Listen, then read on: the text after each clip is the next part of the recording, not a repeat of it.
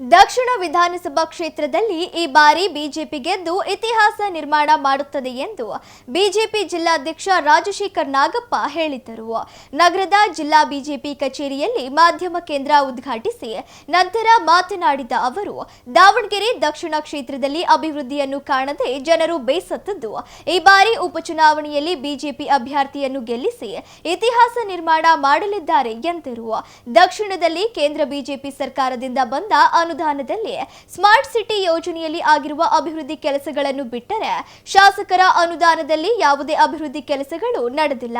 ಉತ್ತಮ ಆಸ್ಪತ್ರೆ, ಶಾಲೆ, ಕಾಲೇಜ್, ತುರ್ತು ಚಿಕಿತ್ಸೆಗೆ ಆಂಬ್ಯುಲೆನ್ಸ್ ಇಲ್ಲದಿರುವುದರಿಂದ ಅಲ್ಲಿನ ಜನರು ಭ್ರಮ ನಿರಾಸೆಗೊಂಡಿದ್ದಾರೆ ಎಂದರು. ಸೋಮವಾರ ಬಿಜೆಪಿ ಅಭ್ಯರ್ಥಿ ಶ್ರೀನಿವಾಸ್ ದಾಸ್ಕರಿಯಪ್ಪ ಅವರು ಬೃಹತ್ ಮೆರವಣಿಗೆ ಮೂಲಕ ನಾಮಪತ್ರ ಸಲ್ಲಿಸಲಿದ್ದಾರೆ.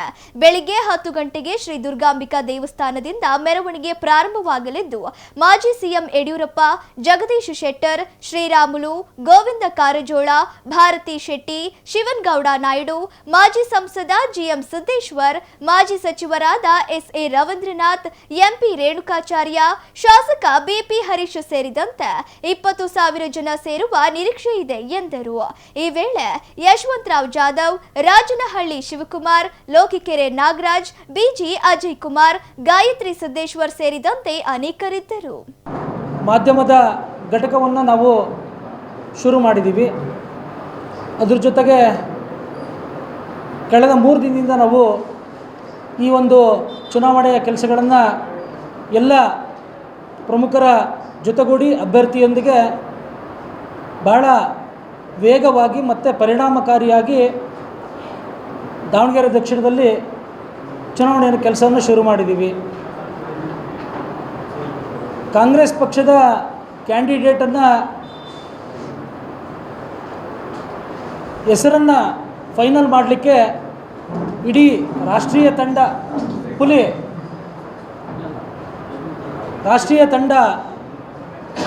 ಬೆಂಗಳೂರಿಗೆ ಕೂತ್ಕೊಂಡು ಒಂದು ವಾರ ಸರ್ಕಸ್ ಮಾಡೋವಂಥ ಪರಿಸ್ಥಿತಿ ನಿರ್ಮಾಣ ಆಗಿದೆ. ಆ ಪಕ್ಷದ ನಿರ್ಧಾರ ಅವ್ರು ಏನಾದರೂ ಮಾಡಲಿ, ಆದರೆ ಪ್ರಜಾಪ್ರಭುತ್ವದ ತಾಂತ್ರಿಕ ವ್ಯವಸ್ಥೆಯ ಅಡಿಯಲ್ಲಿ ಒಂದು ಪಕ್ಷದ ಅಭ್ಯರ್ಥಿಯನ್ನು ಘೋಷಣೆ ಮಾಡಲಿಕ್ಕೆ ಹರಸಾಹಸ ಮಾಡುವಂಥ ಪರಿಸ್ಥಿತಿ ಕಾಂಗ್ರೆಸ್ಗೆ ಒದಗಿ ಬಂದಿದೆ.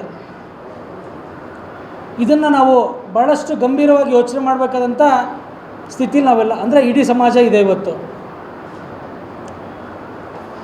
ಅಜ್ಜ ಆದರೂ ಮಗ ಆದರೂ ಮನೆಯವರಾದರೂ ಮೊಮ್ಮಗ. ಇದು ಪ್ರಜಾಪ್ರಭುತ್ವದ ವ್ಯವಸ್ಥೆಯಲ್ಲಿರುವಂಥ ರಾಜಕೀಯ ಪಕ್ಷವೋ ಒಂದು ಮನೆತನದ ರಾಜಕೀಯ ಪಕ್ಷವೋ ಅನ್ನೋ ಒಂದು ಪ್ರಶ್ನೆ ಇಡೀ ಸಮಾಜದಲ್ಲಿ ಕಾಡ್ತಾ ಇದೆ. ಒಂದು ಪಕ್ಷ ನಾವು ಯೋಚನೆ ಮಾಡೋದ್ರ ಜೊತೆಗೆ ಇಡೀ ಸಮಾಜ ಅದನ್ನು ಯೋಚನೆ ಮಾಡ್ತಾ ಇದೆ. ನೀವೆಲ್ಲರೂ ಕೂಡ ಈಗ ನೋಡಿದ್ರಿ, ಭಾಳಷ್ಟು ಜನ ಸಾಮಾನ್ಯ ಕಾಂಗ್ರೆಸ್ಸಿನ ಕಾರ್ಯಕರ್ತರು, ನಮ್ಮ ಶಿವಪ್ರಕಾಶ್ ಅವರು ಅಲ್ಲಿಯ ವಾರ್ಡಿನ ಕಾರ್ಪೊರೇಟರ್ ನೇತೃತ್ವದಲ್ಲಿ ಇವತ್ತು 20 ಜನ ನಮ್ಮ ಪಕ್ಷಕ್ಕೆ ಸೇರ್ಪಡೆ ಆದರು. ಇದನ್ನು ನಾನು ಯಾಕೆ ಹೇಳ್ತೀನಿ ಅಂದರೆ, ಪಕ್ಷದ ಸೇರ್ಪಡೆ ಯಾವುದೇ ಚುನಾವಣೆಯಲ್ಲಿ ಸಾಮಾನ್ಯ ಒಂದು ಕೆಲಸ ಅದು. ಆದರೆ ನಾನು ಇದನ್ನು ಒತ್ತಿ ಯಾಕೆ ಹೇಳ್ತಿದ್ದೀನಿ ಅಂದರೆ, ಇವತ್ತು ಕಾಂಗ್ರೆಸ್ಸಿನ ಪಕ್ಷದ ಕಾರ್ಯಕರ್ತರು ಭ್ರಮನಿರಸನಗೊಟ್ಟಿದ್ದಾರೆ.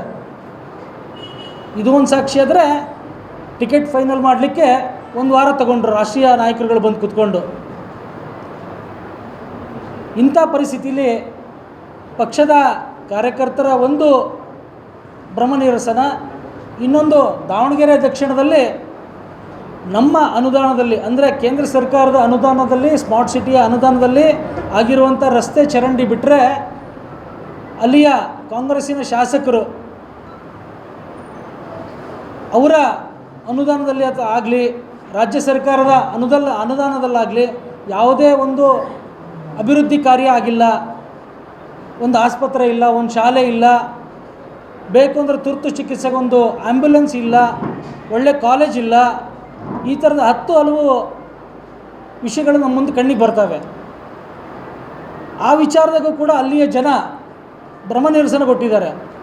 ಜೊತೆಗೆ ನಾವೆಲ್ಲರೂ ಕೂಡ ಮಾಧ್ಯಮದವರು ಈ ವಿಷಯವನ್ನು ಗಮನಿಸಿದ್ದೀವಿ. ಕಳೆದ 2.5 ವರ್ಷದಲ್ಲಿ ವಿಶೇಷವಾಗಿ ದಾವಣಗೆರೆ ದಕ್ಷಿಣದಲ್ಲಿ ಕಾನೂನು ಸುವ್ಯವಸ್ಥೆ ಎಷ್ಟರ ಮಟ್ಟಿಗೆ ಇದೆ ಅನ್ನೋದನ್ನು ನಾವು ಗಮನಿಸಬೇಕು. ಇವತ್ತು ಹಬ್ಬಗಳನ್ನು ಮಾಡದೇ ಇರೋಂಥ ಒಂದು ವಾತಾವರಣ ಕ್ರಿಯೇಟ್ ಆಗಿದೆ. ಹಬ್ಬದ ಮೆರವಣಿಗೆಗಳು ಶುರುವಾದರೆ ಕಲ್ಲು ತೂರುವಂಥ ವಾತಾವರಣ ಕ್ರಿಯೇಟ್ ಆಗಿದೆ. ಧಾರ್ಮಿಕವಾಗಿ ಸಾಮಾಜಿಕವಾಗಿ ಅಲ್ಲಿ ಜನಗಳು ಅತ್ಯಂತ ಸುಭದ್ರ ವಾತಾವರಣವಂತೂ ನಿರ್ಮಾಣ ಮಾಡಿಕೊಟ್ಟಿಲ್ಲ ಈ ಜಿಲ್ಲಾಡಳಿತ ಮತ್ತು ಕಾಂಗ್ರೆಸ್ಸಿನ ರಾಜ್ಯ ಸರ್ಕಾರ. ಇದು ಕೂಡ ಸಮಾಜ ನಾವು ಓಟ್ ಕೇಳಕ್ಕೆ ಹೋದಂಥ ಸಂದರ್ಭದಲ್ಲಿ ನಮಗೆ ಬಂದಿರೋಂಥ ಪ್ರಶ್ನೆಗಳು, ನಮ್ಮ ಎದುರಿಗೆ ಬಂದಿರೋಂಥ ಪ್ರಶ್ನೆಗಳು.